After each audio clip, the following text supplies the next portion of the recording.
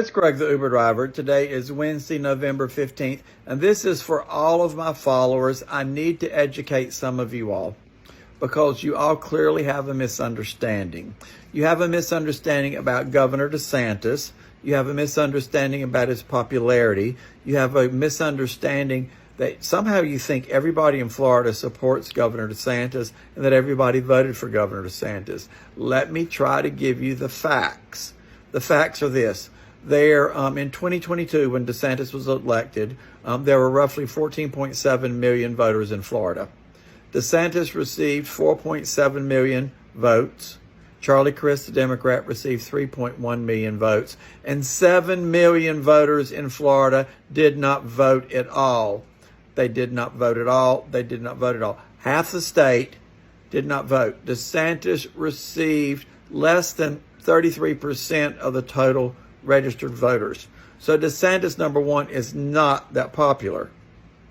Just like in Texas, Greg Abbott, 2022, 16.8 million voters, I believe. 8 million did not vote. Again, just like in Florida, 8 million didn't vote. So come 2024, I need you all to make sure all of your friends in Florida vote. The African American community, I'm going to call you out. In 2018, you turned out 62%. And DeSantis won by 30-some thousand votes. But in 2022, only 40% of the registered African American voters in Florida turned out. You stayed home. You sat on your ass. But you complain a lot. All of my other voters that didn't vote, white, black, purple, orange, Latino, and others that did not vote in 2022, this is what we get. In 2024, DeSantis is not on the ballot, but Rick Scott is. And Rick Scott is popular as the plague. He's barely won, and we need to throw this Medicare fraud king out. But back to DeSantis. Again, another way I will try to explain to you why he's not so popular. And earlier this year, Jacksonville elected a new mayor. And Jacksonville-Duval County is very, very, very red. DeSantis won it by 20 points. But again, remember, half the state didn't vote. And Jacksonville's had one Democratic mayor in 30 years. And Donna Deegan, the Democratic candidate, defeated the state representative that was DeSantis's anointed one to be the Jacksonville mayor. She beat him by 6 points in very red Duval, Jacksonville. So I would say if DeSantis is super popular, she would have never won. And she campaigned on infrastructure, and the Republican DeSantis person campaigned on the far-right crazy stuff. Lastly, the far-right crazy stuff that DeSantis has spewed from his mouth all took place after his second election, all took place in his failed attempt to win the Republican nomination and to be more MAGA than Trump, and it didn't work. Lastly, Florida has no recall. We cannot recall DeSantis. You can boycott Florida all you want.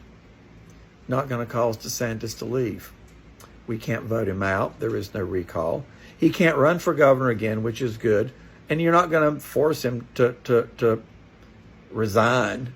So you're not hurting him.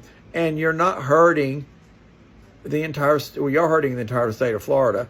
And you think you're only hurting DeSantis, but you're not. You're hurting many blue people like me and others across the state.